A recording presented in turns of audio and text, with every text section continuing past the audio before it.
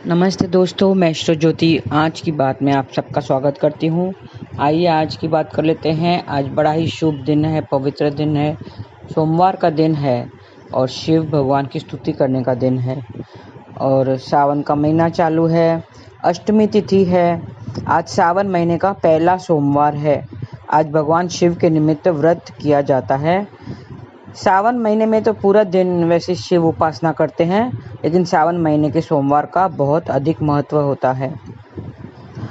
अगर कुंवारी लड़कियां अगर सावन सोमवार का व्रत करते हैं तो उनसे मनचाहा वर मिलता है और विवाहित महिलाएं अगर भी व्रत करती हैं तो उनके रिश्ते में मजबूती आती है, इसके लिए वो व्रत करते हैं। सोमवार का प्रतिनिधित्व ग्रह कौन सा है? चंद्रमा, जो मन का कारक है। इसके लिए चंद्रमा भगवान शिव के मस्तक पर भी विराजमान है। भगवान शिव स्वयं अपने भक्तों के मन को नियंत्रित करते हैं और उनका मन चाह पूरा करते हैं। और योग भी अच्छा है, सुकर्मा योग है, उसमें किए गए कार्यों में बाधाएं नहीं आती है और वो अच्छे से निपट जाते हैं। और रेवती नक्षत्र है। पंचक जो 5 दिन के मैंने बताए थे वो आज पूरे होंगे। 7 बजे, शाम 7 बजे पंचक समाप्त हो जाएंगे, तो आप 7 बजे के बाद लकड़ी का काम कर सकते हैं। उसके पहले लकड़ी का काम करने से बचना चाहिए। तो आज की जो पूजा विधि है, आप वो जिनको पूजा विधि आती है वो अच्छे से करें। पार्थिव पूजन की पद्धति है आज के दिन, सोमवार के दिन, सावन के सोमवार में पार्थिव पूजन पद्धति जिसे आती है वो वैसे पूजन करें। उसमें मिट्टी का शिवलिंग बनाकर विधि पूर्वक पूजा किया जाता है और पूजा के बाद उसे विसर्जित कर देना चाहिए। उसमें शिवलिंग भी बनाते हैं और गणेश जी भी बनाते हैं और कुमार कार्तिक को भी बनाते हैं। तो पार्थिव पूजा के लिए साफ स्थान में मिट्टी लाकर उसे छान ले और उस तरह से विधि विधान से, जिसको पता हो, जो करता हो, विधि विधान से पूजा करें और पिंड बनाएं और मंत्र का जाप करें। वैसे 1 लाख मंत्रों का जाप किया जाता है, तो जिसे आता है वो करें और बम बम के उच्चारण से मिट्टी अमृतमय हो जाती है। तो मंत्र का जाप करें। गणेश जी को भी बनाना चाहिए और उसके बाद कुमार कार्तिक को भी बनाना चाहिए।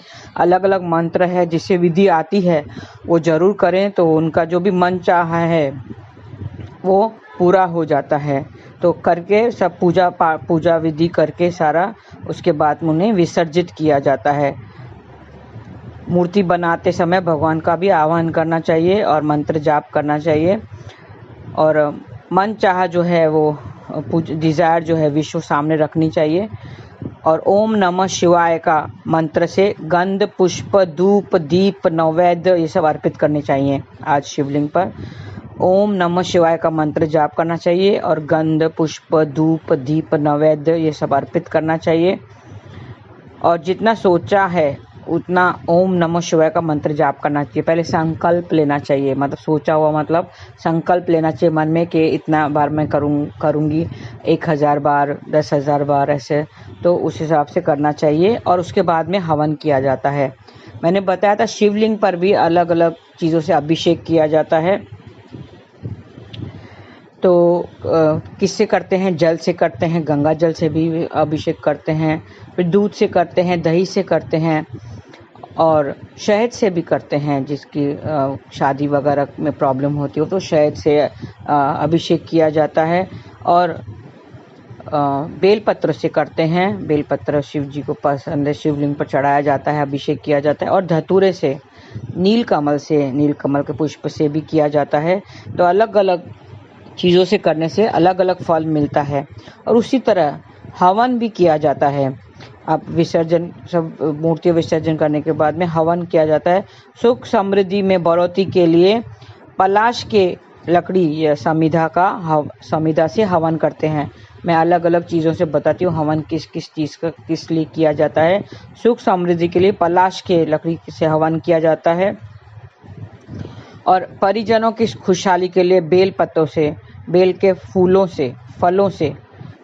फलों से हवन करते हैं। और कष्टों से निवारण के लिए दही से हवन किया जाता है। बिजनेस में लाभ के लिए दूध और चावल की खीर से हवन किया जाता है। बेहतर स्वास्थ्य के लिए दूर्वा से हवन किया जाता है। मनचाही सफलता के लिए तिल से हवन किया जाता है।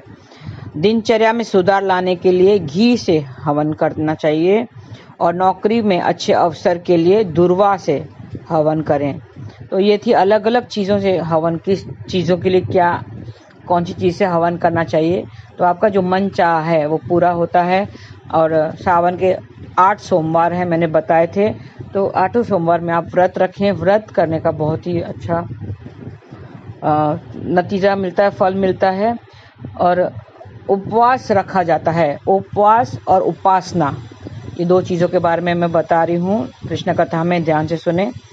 श्रावण के पवित्र महीने में कई लोग कठोर व्रत कर भगवान की उपासना में लीन रहते हैं। उपवास करने से उपासना भी हो जाती है। उपवास केवल आस्था के लिए किए जाते हैं, लेकिन इसे करने से कई सेहत लाभ भी होते हैं। हाँ, यदि आप भी श्रावण मास का व्रत कर रहे हैं तो इसके बहुत सारे लाभ मिलते हैं। इन्हें करने से न केवल पाचन और पेट संबंधित समस्याएं दूर होती हैं, बल्कि दिल और दिमाग के लिए भी उपवास के अनगिनत फायदे हैं। व्रत करने से न केवल पाचन व पेट संबंधित समस्याएं दूर होती हैं, इससे दिल और दिमाग में भी अनगिनत फायदे होते हैं। उपवास करने से शरीर का आंतरिक शुद्धिकरण होता है। उपवास करने से शरीर का आंतरिक शुद्धिकरण होता है। इससे शरीर में मौजूद विषैले तत्व बाहर निकल जाते हैं और शरीर स्वस्थ होता है। उपवास से पेट संबंधित समस्याएं जैसे अपच, गैस, कब्ज, डायरिया, एसिडिटी, जलन आदि में भी फायदेमंद है। व्रत में आप फलों का सेवन कर इन्हीं समस्याओं से बच सकते हैं। उपवास शरीर में ब्लड प्रेशर और कोलेस्ट्रॉल लेवल को कम करता है, जिससे इनकी जुड़ी हेल्थ प्रॉब्लम में लाभ होता है। दिल के लिए उपवास इसके लिए भी फायदेमंद है क्योंकि इससे कोलेस्ट्रॉल कम होता है, जो हार्ट संबंधित परेशानियों का प्रमुख कारण होता है। अनेक फायदे हैं, अनेक लाभ हैं, आप नोट कर दें और ज़रूर इनका लाभ उठाएं और उपवास ज़रूर करें, क्योंकि उपवास और उपासना दोनों ही एक दूसरे से संबंध रखते हैं। उपवास करने से आपके भगवान की उपासना भी हो जाती है।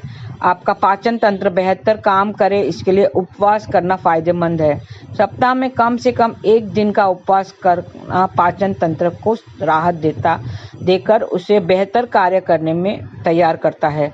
यदि आप सप्ताह में 1 या 2 बार व्रत रखते हैं तो इससे आपकी भीतर काफ़ी लाइट फील होगा। इतना ही नहीं, इससे वजन भी कम होने में सहायता मिलती है, वजन कम होता है। उपवास करने से आपके शरीर के अंदर मौजूद विषैले पदार्थ निकल जाते हैं। यदि आप व्रत के दिन सिर्फ लिक्विड डाइट ही लें तो भी यह आपके शरीर को अंदर से साफ करने में मदद करता है। इसके लिए सप्ताह में 1 दिन उपवास करना आपके लिए बहुत फायदेमंद होता है। और उपवास के साथ में उपासना हो जाती है। उपासना जरूर करें।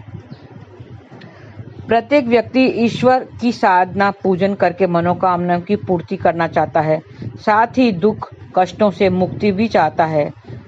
अब दुख तो सबको लगे रहते हैं और अपनी मनोकामनाएं भी सबको पूर्ण करनी है, सबकी इच्छाएं भी बहुत सारी हैं। इसके लिए प्राचीन काल से ही समस्त संप्रदायों में ईश्वर की साधना और पूजा का अपने अपने मान्यताएं और आस्थाएं से अनुसार प्रचलन रहा है। ईश्वर की उपासना के साथ साथ उपवास के दौरान साधक दिन में 1 बार भोजन करता है अथवा निराहार भी रहता है। ऐसे में की गई साधना पूजा द्वारा ईश्वर की उपासना की जाए तो कामनाओं की पूर्ति शीघ्र हो जाती है। उपवास रखते और उपासना अगर करता है ईश्वर की तो उसकी सारी मनोकामना पूर्ण होती है। ऐसे में की गई साधना पूजन द्वारा ईश्वर की उपासना की जाए तो कामनाओं की पूर्ति शीघ्र होती है।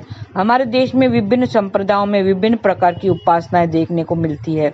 इसके माध्यम में साधन अपने आप को ईश्वर के प्रति समर्पित कर देता है।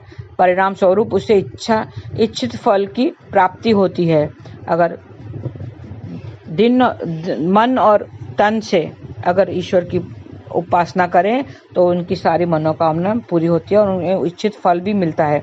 वर्ष भर में अनेक ऐसे विशेष अवसर आते हैं जब साधक ईश्वर की विशेष उपासना के लिए उपवास एवं व्रत रखते हैं।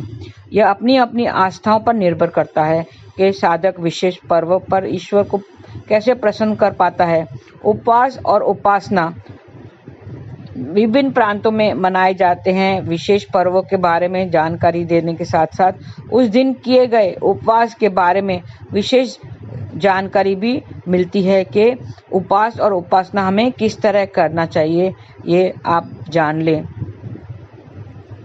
उपवास करते करते, व्रत करते करते आपकी मन और तन से शुद्धि होती है, दिल और दिमाग भी शुद्ध होता है। उससे हम ईश्वर के करीब पहुंच जाते हैं। और उपासना करना बहुत ही ज़रूरी है। जैसे उपवास करना ज़रूरी है, वैसे उपासना, प्रभु की उपासना करना बहुत ज़रूरी है। नाम जाप करना रहता है, 1-1 लाख का मंत्र जाप करना रहता है। और महामंत्र जाप कर लिया तो आपको पता है कि सारे अपने मनोकामना पूर्ण होते हैं।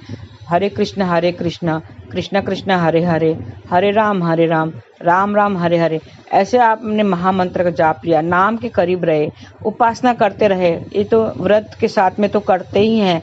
और अभी जो सावन का जो महीना चालू है, तो उसमें अगर आप सावन के सोमवार पे व्रत करें, उपासना करें, तो ईश्वर के निकट पहुंचेंगे। तो मन से वो विकारें जो हैं, काम, क्रोध, लोभ, ये सब छूट जाते हैं और हम ईश्वर के करीब पहुंचते हैं। उपवास करना भी सप्ताह में कहा गया, एक बार उपवास करना भी जरूरी होता है। उसी तरह उपासना भी बहुत जरूरी है। उपवास करेंगे तो उपासना भी होगी। और किसी उद्देश्य प्राप्ति के लिए दिन भर में किए गए अन्न या जल या भोजन का इस त्याग करना, उसे ही व्रत कहते हैं। तो आप भोजन का त्याग कीजिए, इससे आप सुख पाएंगे और आपका जो मन की तन की शुद्धि हो जाएगी। तो उपासना भी करते रहिए, उपवास भी करते रहिए, ताकि प्रभु भक्ति में बहुत शक्ति होती है। भक्ति आपने कर ली और प्रभु को करीब पा लिया तो फिर दुख तो आएगा ही नहीं ना, तो सुख ही मिलेगा। आपकी सारी इच्छाएं पूरी होगी और आपको सुख की अनुभूति होगी। तो आज के लिए इतना ही। धन्यवाद। आपका दिन शुभ रहे। हरे कृष्ण।